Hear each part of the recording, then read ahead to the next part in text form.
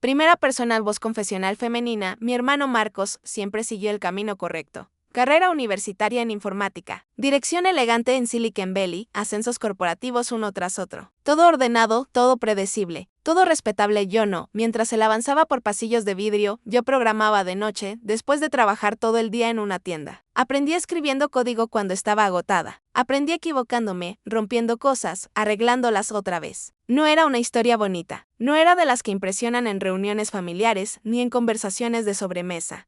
En mi familia, la narrativa siempre fue clara: Marcos era el éxito tecnológico, yo era otra cosa. Mi empresa se veía como un proyecto simpático, algo temporal, algo que eventualmente iba a fallar. En reuniones familiares, mi mamá me daba una palmadita en la mano y preguntaba con una sonrisa suave: ¿sigues con eso de las computadoras? Después, sin pausa, anunciaba con orgullo el último ascenso de Marcos a quien quisiera escuchar. En nuestra casa, Pascua siempre fue la actualización oficial de estatus. El comedor se llenaba del olor del jamón glaseado de mamá, mezclado con el perfume de las flores frescas sobre la mesa. Mi papá servía sus cócteles de siempre Bourbon con un toque de naranja, y los vasos de cristal chocaban suavemente cuando todos se acomodaban. Era solo cuestión de tiempo para que llegara la pregunta inevitable: entonces, ¿cómo va el trabajo? Cuando llegó el turno de Marcos, se enderezó el cuello de su camisa de diseñador y comenzó su discurso ensayado. Habló de su reciente promoción en TechFusion, de su equipo de desarrolladores, de palabras técnicas que hacían que los ojos de nuestros familiares se nublaran con admiración. La luz de la lámpara cayó justo sobre su reloj caro mientras gesticulaba con confianza. La industria tecnológica está durísima, dijo, girando su copa. No cualquiera puede con una carrera real en tecnología. Se necesita educación formal, contactos y cierta mentalidad. Su mirada se deslizó hacia mí, la conocía bien. Era la mirada que decía: las dos sabemos que tú solo juegas a esto. Clavé el tenedor en una zanahoria glaseada con más fuerza de la necesaria. El dulzor se mezcló con un sabor amargo que me subió al pecho. Mi tía Débora, intentando incluirme, preguntó: ¿Sofía también trabaja con computadoras, no? Marco soltó una pequeña risa. Ese sonido siempre me raspaba por dentro. Lo de Sofía es más creativo, dijo, como artes digitales comparado con desarrollo empresarial de verdad. La mesa quedó en silencio. De pronto, todos parecían fascinados con sus espárragos. Nadie me miraba. Solo se oía el choque de los cubiertos contra los platos y el zumbido lejano del extractor de la cocina. No era nuevo. En acción de gracias, Marcos había explicado con mucha seguridad que mi modelo de negocio no era sostenible. Mientras yo sonreía en silencio y el pastel de calabaza se me volvía ceniza en la boca.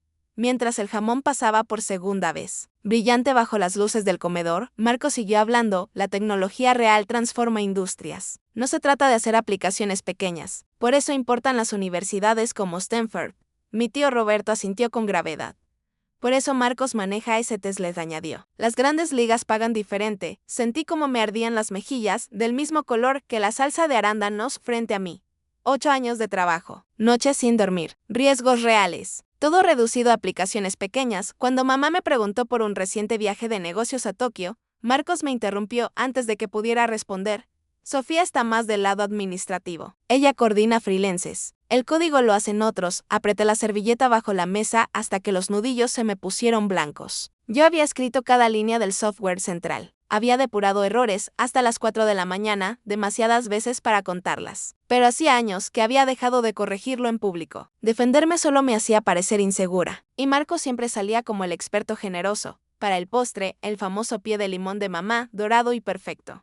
Marcos ya estaba aconsejando a un primo adolescente sobre el camino correcto en tecnología. Mis padres lo miraban con orgullo. A mí me regalaban esas miradas de lástima, reservadas para quien no cumplió las expectativas. Mi papá llenó primero la copa de Marcos, siempre primero, lo que nadie en esa mesa sabía, excepto mi abuela, era que mi pequeño proyecto estaba a punto de cambiarlo todo. Primera persona voz confesional femenina. A lo largo de la cena, solo mi abuela parecía notar lo que realmente estaba pasando. Mientras los demás hablaban, ella miraba su reloj antiguo una y otra vez. Era el mismo reloj que había sido de mi abuelo, con una correa gastada y un tic-tac suave que apenas se oía entre las conversaciones. Cada vez que nuestras miradas se cruzaban, me regalaba una sonrisa pequeña, cómplice. Ella era la única en esa familia que siempre había entendido mi trabajo, no porque supiera de tecnología, sino porque se había tomado el tiempo de escuchar. cuando todos estaban demasiado ocupados celebrando la inauguración del condominio de Marcos en Silicon Valley. Ella fue la única que visitó mi primer despacho, un espacio diminuto con muebles prestados y cables por todos lados. Se sentó frente a mí en su mesa de cocina durante horas, mientras el aroma de su té de canela llenaba el aire, y me ayudó a practicar cómo negociar sin dudar de mí misma esa noche de Pascua. Nadie más sabía que llevábamos 6 meses en negociaciones confidenciales. Nadie más sabía que, el viernes anterior, había firmado el acuerdo más grande de mi vida. El peso de la pluma en mi mano cuando estampé mi nombre todavía se sentía real, como si el momento se hubiera quedado grabado en mis dedos. Habíamos celebrado en silencio la noche anterior. Solo ella y yo. Una copa de champán en su sala, lejos de miradas críticas. A saber lo que vales, me dijo al brindar, incluso cuando otros todavía no lo ven, durante la cena. Noté que revisaba el reloj con más frecuencia. Sus ojos brillaban de una forma distinta, como si estuviera contando segundos. Marcos y hablan de punto y XPL y Cando.corri y NDO a otros. Mi papá ya tenía la mirada perdida, después de escuchar 2 minutos sobre blockchain. Fue entonces cuando mi abuela interrumpió con voz tranquila pero firme. Marcos dijo, ¿en qué división de TechFusion trabajas exactamente? Él infló un poco el pecho, en soluciones empresariales. Somos el corazón de los ingresos de la empresa. Mi abuela sintió lentamente, mientras tomaba su vaso de agua con una mano que temblaba apenas por la edad, pero con ojos completamente atentos. ¡Qué interesante! ¿Y cómo está el ambiente? Y últimamente, he leído cosas sobre reestructuraciones. Por primera vez en toda la noche, vi a Marcos dudar, fue mínimo, casi imperceptible, tragó saliva, solo rumores. Nada serio. Somos demasiado importantes para que nos toquen. Ya veo, murmuró ella, mirando otra vez el reloj. Yo seguía en silencio, observando. El segundero avanzaba con una precisión que me aceleraba el pulso. Sofía, añadió mi abuela, ¿no mencionaste algo relacionado con ese sector hace poco? Marcos soltó una risa corta. Abuela, el trabajo de Sofía está en otro mundo. Ella no tiene acceso a operaciones empresariales de ese nivel. Le di un sorbo a mi agua para ocultar la leve sonrisa que intentaba aparecer. El hielo chocó contra el vaso y el sonido me pareció exageradamente fuerte. Cuando sirvieron la mousse de chocolate en copas de cristal, mi abuela me miró y arqueó una ceja perfectamente delineada. En ese instante, el reloj de péndulo del pasillo marcó las 6 en punto. El embargo acababa de levantarse. El chocolate era intenso, pero la anticipación lo era aún más, después de años de sonrisas condescendientes, de comentarios disfrazados de preocupación, de ese qué bien, cariño, que nunca significaba nada. Algo estaba a punto de romperse.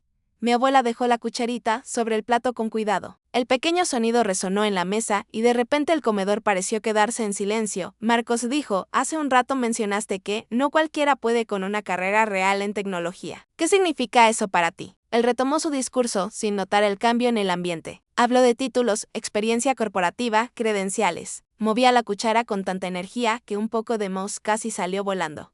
Entonces, continuó mi abuela, inclinándose apenas hacia adelante, el éxito se mide ¿por qué exactamente? Por valoración, adquisiciones, impacto, respondió él, seguro. Por construir algo que las grandes empresas quieran comprar. O por estar dentro de ellas tomando esas decisiones.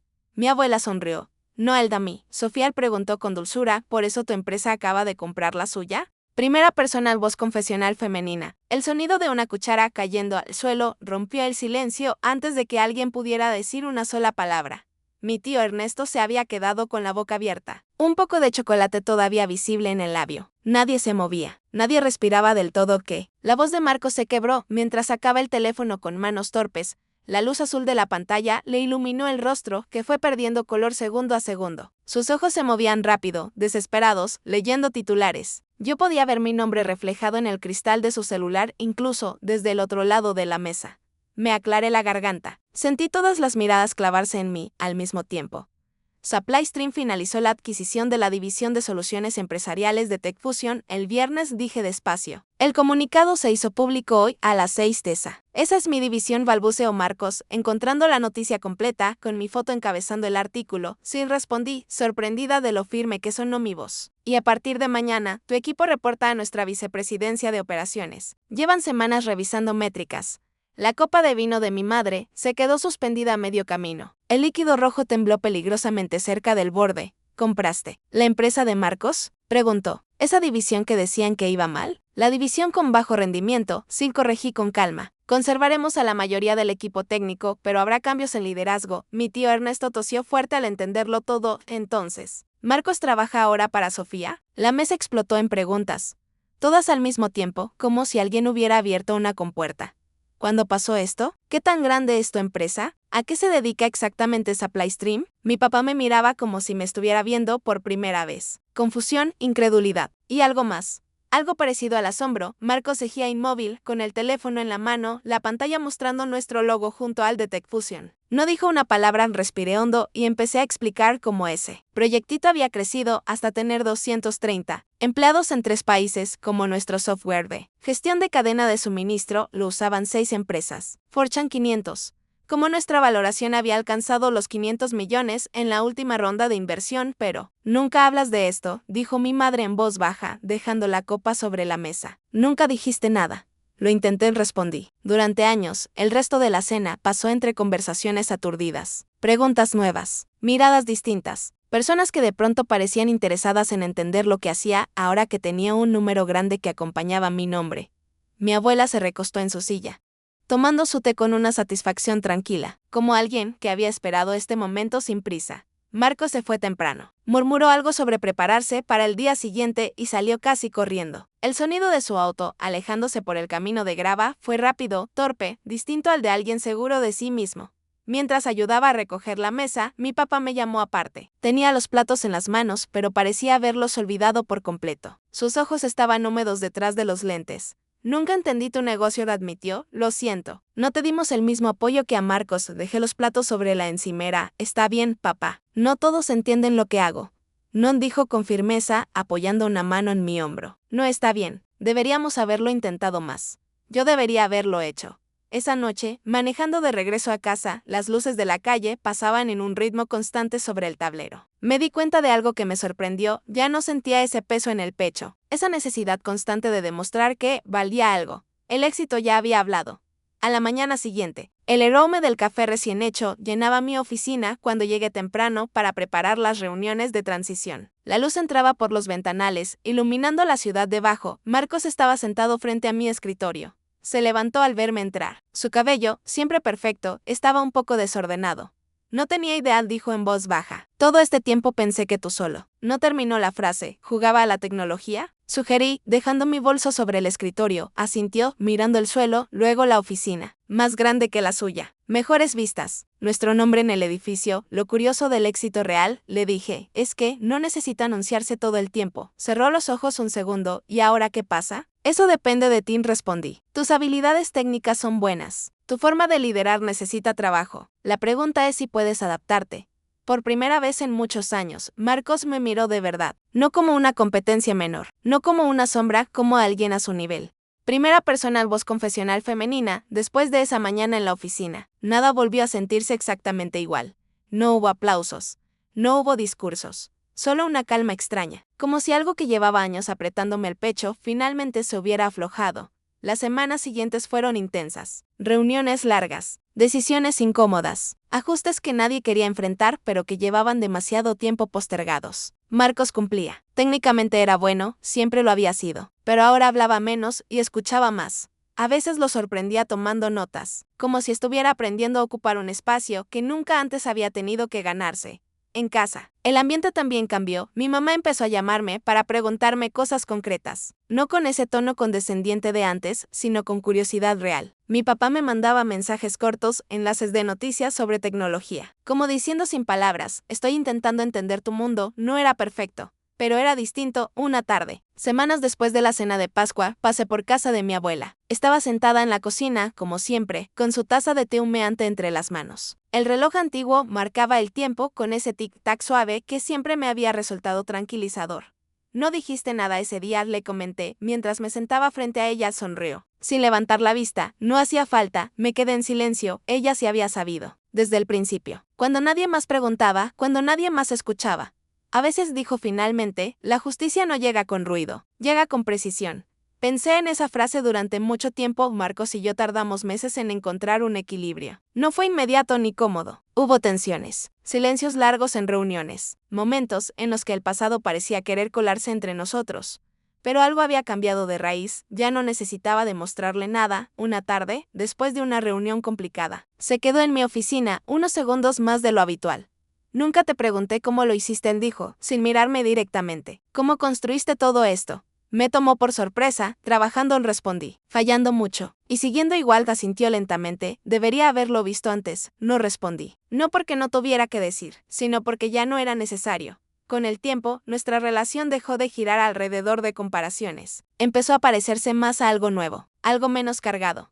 En las reuniones familiares, las preguntas también cambiaron. Ya no eran evaluaciones disfrazadas de cortesía, eran conversaciones, reales, imperfectas pero honestas. Y yo ya no entraba a esas casas sintiéndome pequeña. Una noche, manejando de regreso del trabajo, me di cuenta de algo con claridad absoluta. Durante años había buscado validación en el lugar equivocado. Había querido que quienes dudaron de mí me vieran, me reconocieran, me aprobaran. Pero cuando eso finalmente ocurrió, entendí que ya no lo necesitaba. El verdadero alivio no fue el momento de la revelación, fue el silencio que vino después, ese espacio interno donde ya no tenía que explicar, justificar ni traducir mi valor para nadie.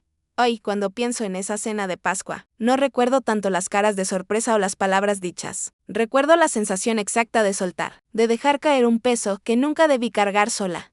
A veces, las personas que más te subestiman son las más cercanas, y duele, pero también puede enseñarte a construir algo tan sólido que, cuando el mundo finalmente se da cuenta, tú ya estás en paz. Mi abuela tenía razón. A veces, con que una sola persona crea en ti, es suficiente, el resto llega cuando tiene que llegar.